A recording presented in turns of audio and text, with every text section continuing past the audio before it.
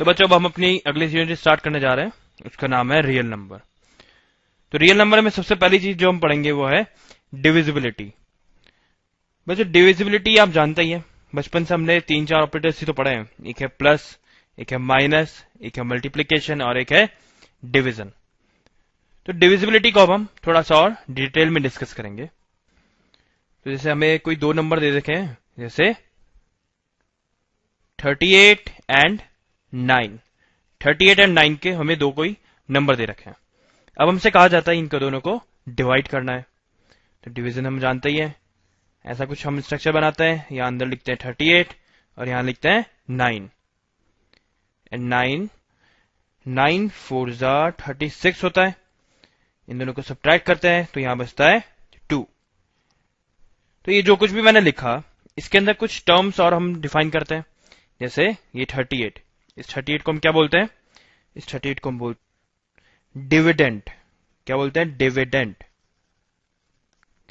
ये 9 है, इसको क्या बोलते हैं? डिवाइजर। डिवाइजर। ये जो 2 आ रहा है, ये क्या है? ये 2 है रिमाइंडर। रिमाइंडर। और ये जो 4 आया वो क्या होता है? उसको बोलते हैं हम क्वोशिएंट। क्वोशिएंट। तो ये सिंपल लॉन्ग डिवीजन मेथड है, इसको आप बचपन से पढ़ते आ रहे हैं। आप अराउंड 3rd या 4th क्लास से आपने इस चीज को पढ़ना स्टार्ट कर दिया था। इसी पे बेसिक फॉर्मूला भी है, वो भी आप जानते हैं कि dividend dividend equal to divisor. Divisor into quotient. Quotient quotient plus remainder. Reminder.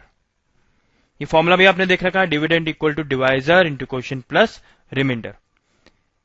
अब हम इस चैप्टर में इसी फॉर्मूले को थोड़ा और डिटेल में एनालाइज करते हैं। तो बच्चों यूक्लिड नाम के एक बहुत ही बड़े मैथमेटिशियन थे, ग्रीक के रहने वाले थे। उन्होंने एक डिवीजन लेमा दिया था। ये जो डिवीजन लेमा था वो कुछ कुछ जो अभी हमने ये फॉर्मूला देखा है वैसा ही है। तो देखते हैं यूक्लिड डिवीजन लेमा एक्चुअल में है क्या। यूक्लिड लेमा को हम ऐसा लिखते हैं कि let A and B be any two positive integers. A और बी क्या है? कोई भी दो पॉजिटिव इंटीजर्स हैं। Then there exist unique integer Q and are such that A equal to B Q plus are. और यहां पे कंडीशन भी है कि आर की वैल्यू जो है वो या तो 0 से बड़ी होगी या इक्वल होगी, या फिर आर की वैल्यू जो है वो बी से कम होगी। तो अगर इसको मैं अब इसको थोड़ा आपको जानी पहचानी फैमिलियर सी फॉर्म में लिखना चाहूं तो मैं इसको ऐसा लिखूंगा कुछ कि यहां पर मैंने एक डिवीजन सिंबल बना दिया है और यहां पर मैं लिखूंगा ए, यहां पर मैं लिखूंगा बी, यहां पर आएगा क्यू और इधर इसको सॉल्व करने के बाद यहां पर आएगा रिमाइंडर आर। जाना पहचाना लग रहा है कुछ? ए क्या था यहां पे? ए क्या था? अभी हमने देखा था, अभी हमने इस बारे में बात करी थी। ए है हमारा divisor, sorry dividend. Dividend. B क्या है हमारा? बी है हमारा डिवाइजर। डिवाइजर। क्यू है हमारे पास में क्वोशिएंट। क्वोशिएंट। एंड आर है हमारे पास रिमाइंडर। रिमाइंडर।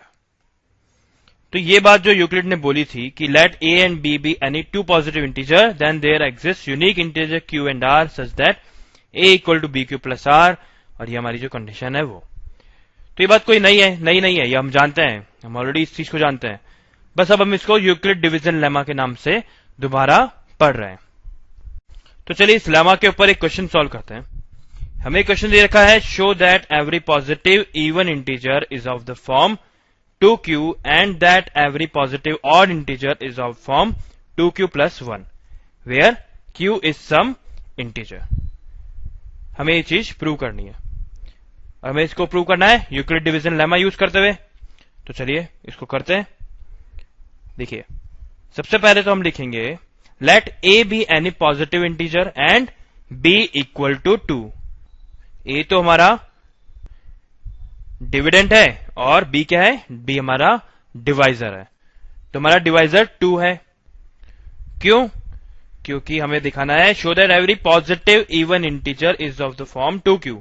देखिए हमें ये शो करना है कि एवरी पॉजिटिव इवन इंटीजर की बात हो रही है, इसका मतलब ये जो भी नंबर होगा वो 2 से डिविजिबल होगा, और 2 से डिविजिबल होगा इसका मतलब हमारा डिवाइजर बन गया 2।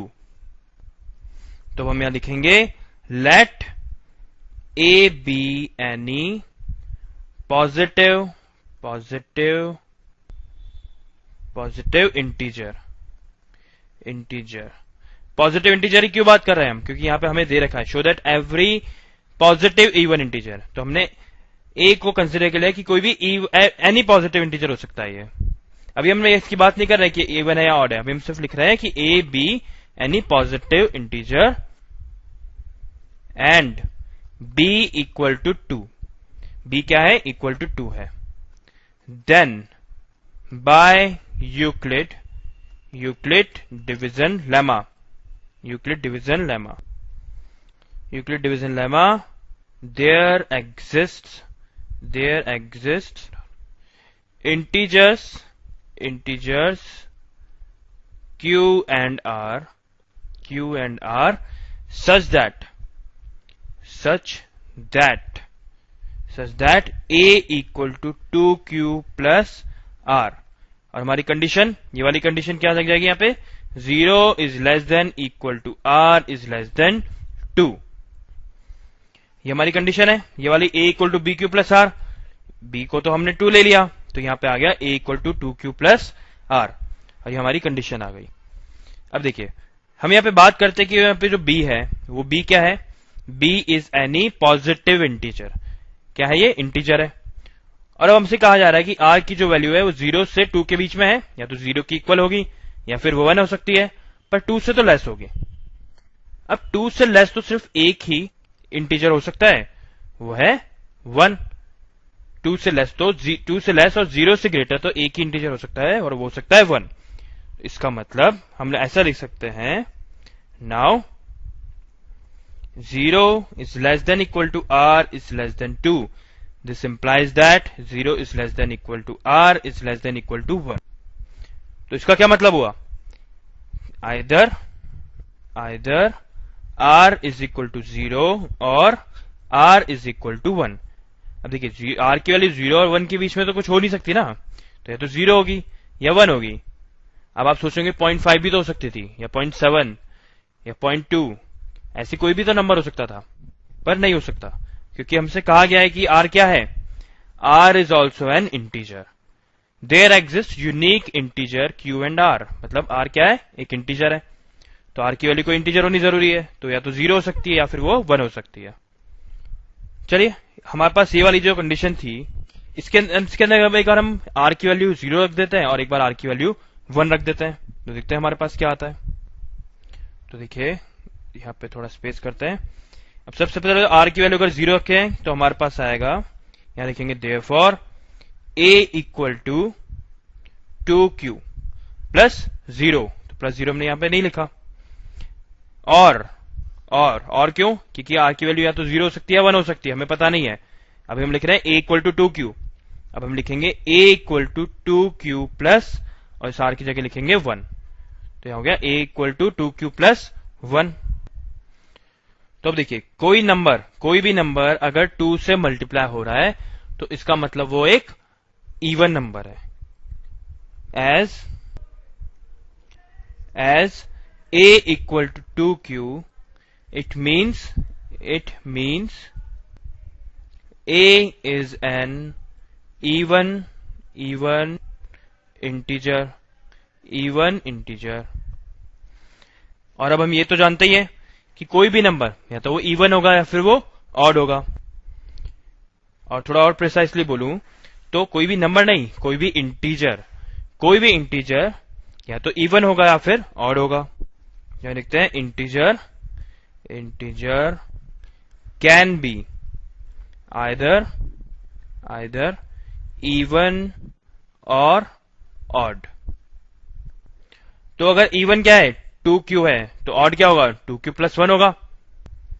So therefore odd integer is of form 2q plus 1. This is the required proof. चलिए ये दूसरा क्वेश्चन देखते हैं. हमें दे रखा है show that the square of any positive integer is of form 3m और 3m plus 1 for some integer m. इसको बिल्कुल वैसे सॉल्व करेंगे जैसे पीछे वाला क्वेश्चन करा था. तो सबसे पहले क्या लिखेंगे, late a be any positive integer and b equal to 3. Let a be any positive integer and b equal to 3. Then from Euclid division lemma, there exists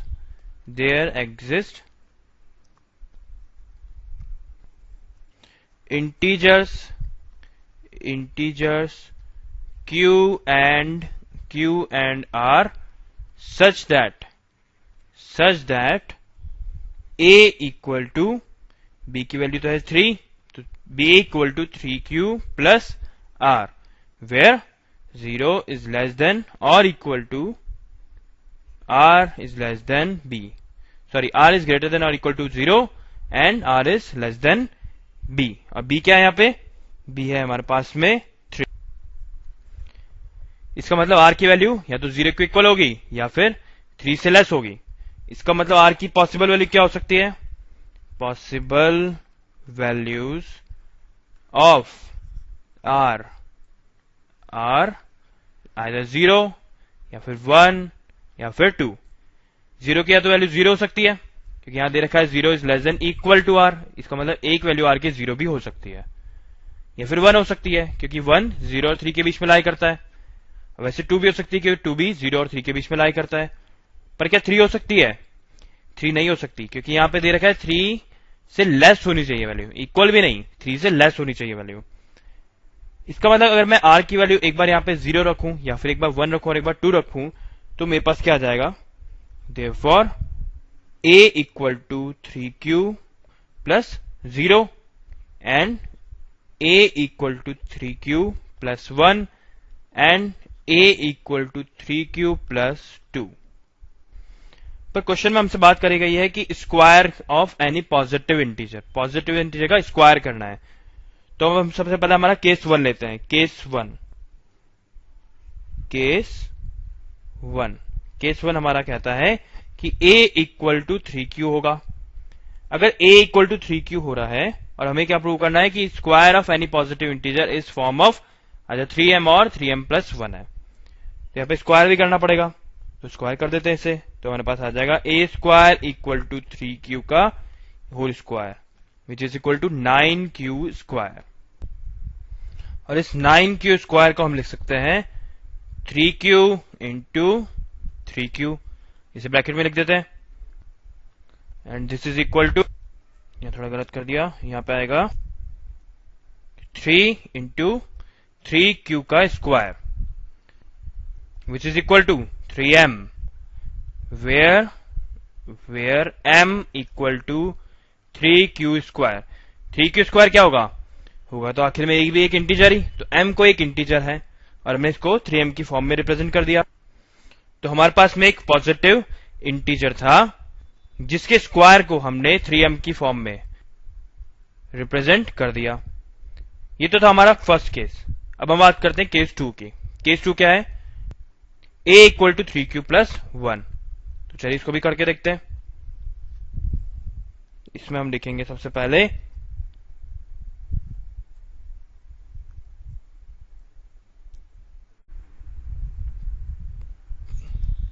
case 2 और वो क्या है, a equal to 3q plus 1. अब इसका भी square तो करना ही पड़ेगा, तो चलिए स्क्वायर करते हैं. a square equal to 3q plus 1 का whole square which is equal to, इसका स्क्वायर करेंगे तो क्या आएगा 3q का square plus 1 square plus 2 into 3q into 1. इसको आगे सॉल्व करेंगे तो हमारे पास आएगा 9q square plus 1 plus 3 into 2 is 6, तो 6q plus into 1 is 6q आएगा. अब इस वाली टर्म में से और इस वाली टर्म में से हम 3q को कॉमन निकाल सकते हैं, तो निकालते हैं। 3q कॉमन निकाला तो यहां पर रह गया 3q प्लस 2 और बाहर आ गया +1। और अब इस पूरी क्वांटिटी को, ये वाली जो क्वांटिटी है, इसको हम लिख सकते हैं m। m क्यों लिख सकते हैं? क्योंकि m कोई भी एक पॉजिटिव इंटीजर है, और ये क्या बन रहा है? ये भी कोई पॉजिटिव इंटीजर बन रहा है। It means 3 into m plus 1।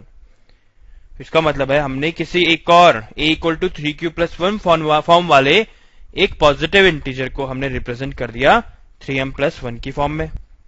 तो बात करते हैं तीसरे केस की। तीसरा केस क्या है? a equal to 3q plus 2। चलिए इसको करते हैं। a equal to 3q plus 2, case number 3। Case 3 is a equal to 3q plus 2। इसके अंदर भी वही करेंगे, स्क्वायर करेंगे दोनों साइड, तो आ जाएगा हमारे पास a square equal to 3q plus 2 का whole square, which is equal to 3q का स्क्वायर प्लस 2 का square plus 2 into 3q into 2। इसको सॉल्व करेंगे तो हमारे पास आएगा 9q square plus 4 plus 3 into 2 is 6, 6 into 2 is 12q। देखिए यहां पे भी हम कॉमन निकाल सकते हैं। यहां से कॉमन आ रहा है 3q कॉमन आ रहा है, इसको बाहर निकालेंगे तो आएगा 3q और यहां आ जाएगा 3q प्लस 4q। अब इसे यहां पे इसको हम 4 को लिख सकते हैं 3 प्लस 1। इसका मतलब यहां पे आ गया 9q square plus 12q plus 3 plus 1। तो इस 3 को भी हम बाहर निकाल सकते हैं, तो यहां +1 आ जाएगा और यहां बाहर +1 आ जाएगा एक और। तो अब वहां पे भी आप ध्यान से देखिए, ये वाली जो एंटिटी आ रही है ये भी पॉजिटिव इंटीजर को रिप्रेजेंट कर रही है, तो इसको भी हम m की फॉर्म में लिख देते हैं। तो 3m प्लस 1, वापस देखिए 3m प्लस 1 वाली फॉर्म में हमने इस नंबर को रिप्रेजेंट कर दिया। It means we have proved the given situation. तो बच्चों अभी हमने बात करी यूक्लिड डिवीजन लेमा की। इसमें एक वर्ड आ रहा है लेमा। इस वर्ड लेमा का मतलब क्या होता है? लेमा का मतलब होता है a proven statement which is used to prove another statement. जैसा कि ये एक स्टेटमेंट है, ये क्या है? ये पूरा एक स्टेटमेंट है। इसी स्टेटमेंट को हम बोल रहे हैं यूक्लिड डिवीजन लेमा। हमने इस स्टेटमेंट की हेल्प से दूसरे स्टेटमेंट्स को प्रूव किया है। जैसे कि ये एक स्टेटमेंट था कि every positive even integer is of the form 2q and that every positive odd integer is of form 2q plus 1। ये क्या था? ये एक स्टेटमेंट ही तो था। वैसे ही ये जो हमने देखा था अभी, this square of any positive integer is of form 3m और 3m plus 1 for some integer m। तो ये क्या चीज है? ये भी तो एक स्टेटमेंट ही है, और इसको प्रूव करने के लिए हमने क्या किया? हमने यूक्लिड डिवीजन लेमा का यूज करा।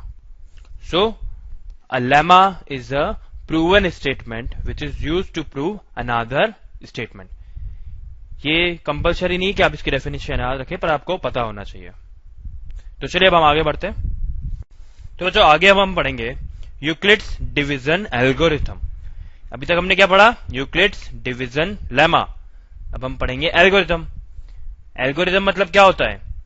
एल्गोरिथम का मतलब होता है a series of well-defined steps which provide a procedure of calculation repeated successively on the results of earlier steps till the desired result is obtained।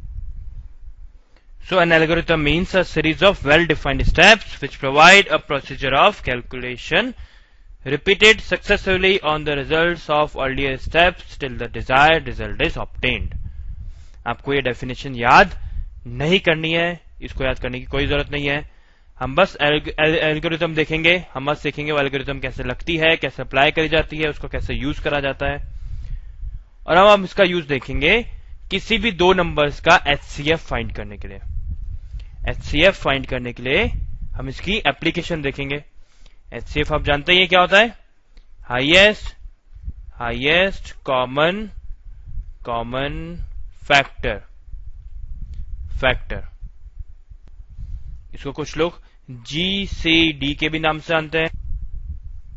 तो चलिए पहले तो हम ये देखते हैं कि आज तक हम एचसीएफ कैसे निकालते थे। आज तक हम किसी भी दो नंबर का एचसीएफ कैसे निकालते आए हैं।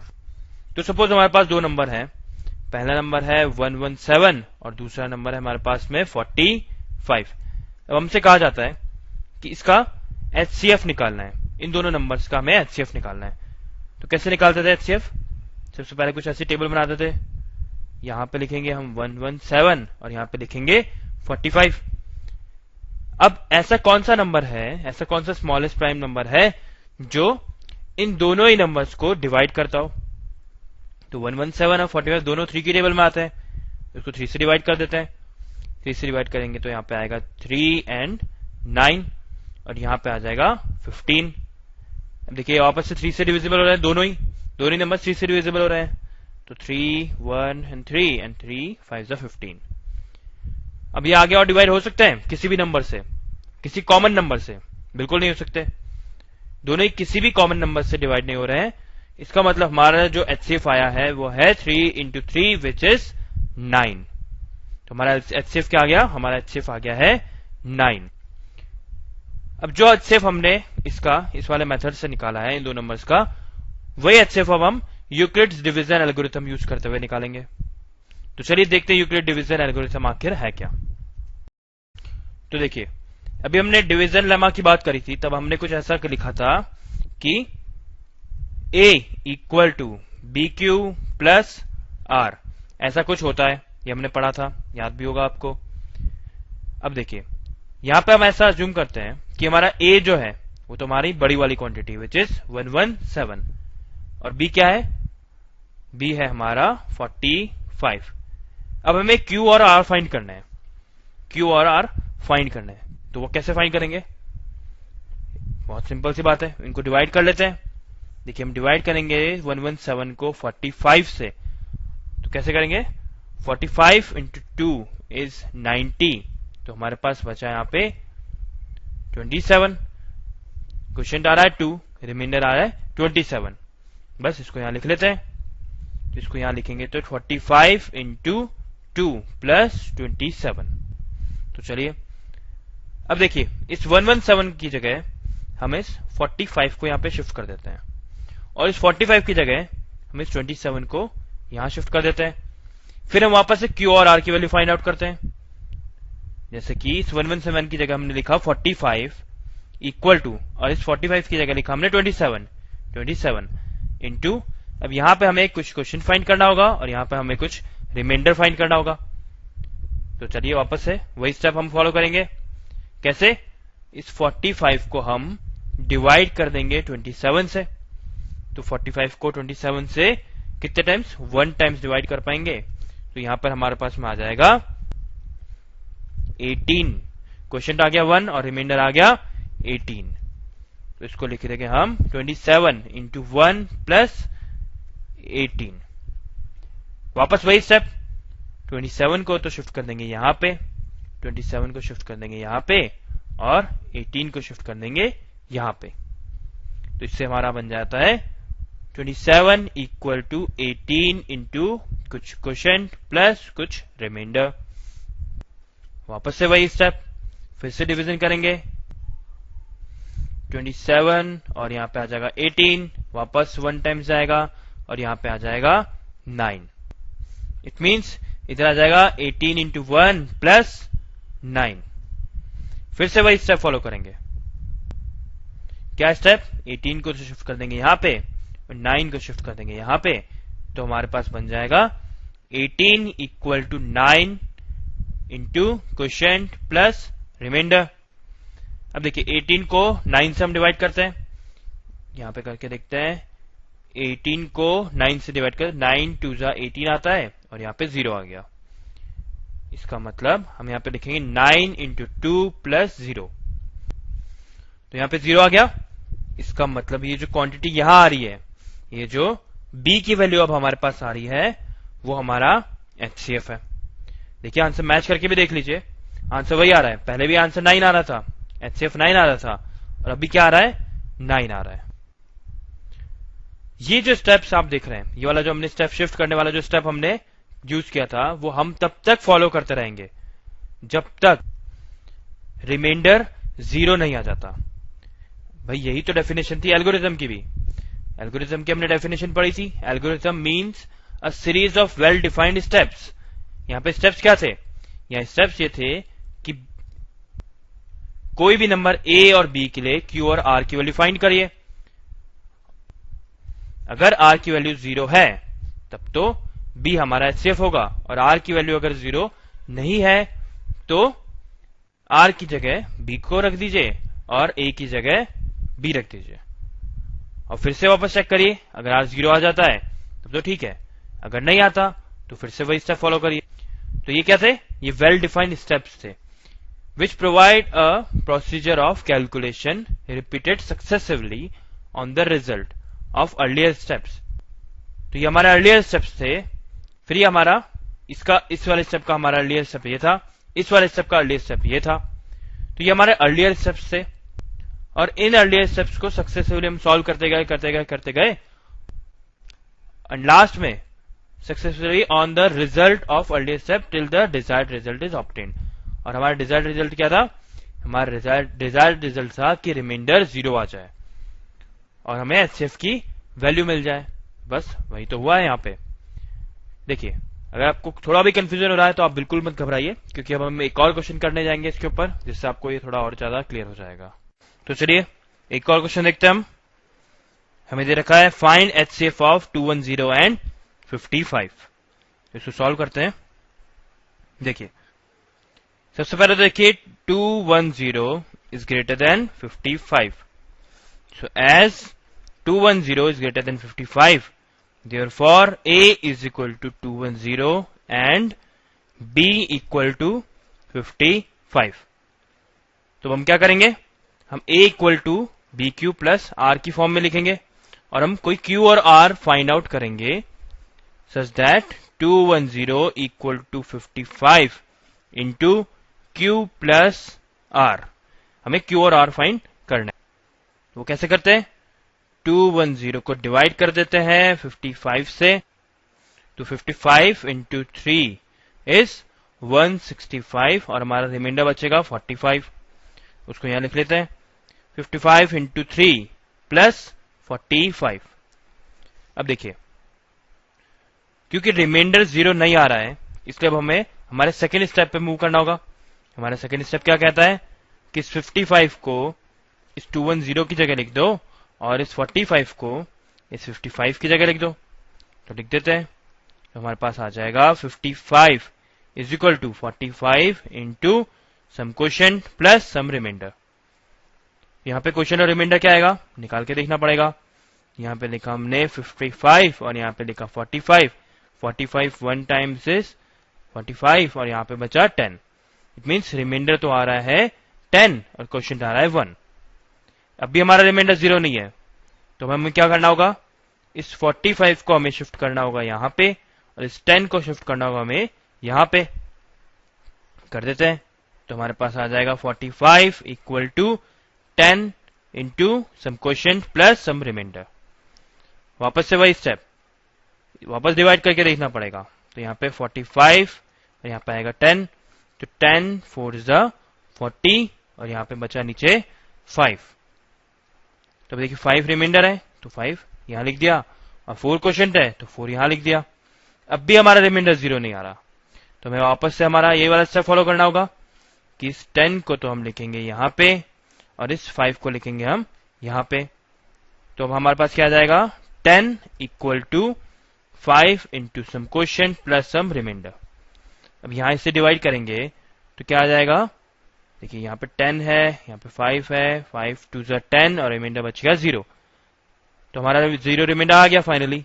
रिमाइंडर 0 है और क्वेश्चन 2 है। इसका मतलब ये जो 5 है वो क्या है? 5 हमारा एचसीएफ है। This is our answer.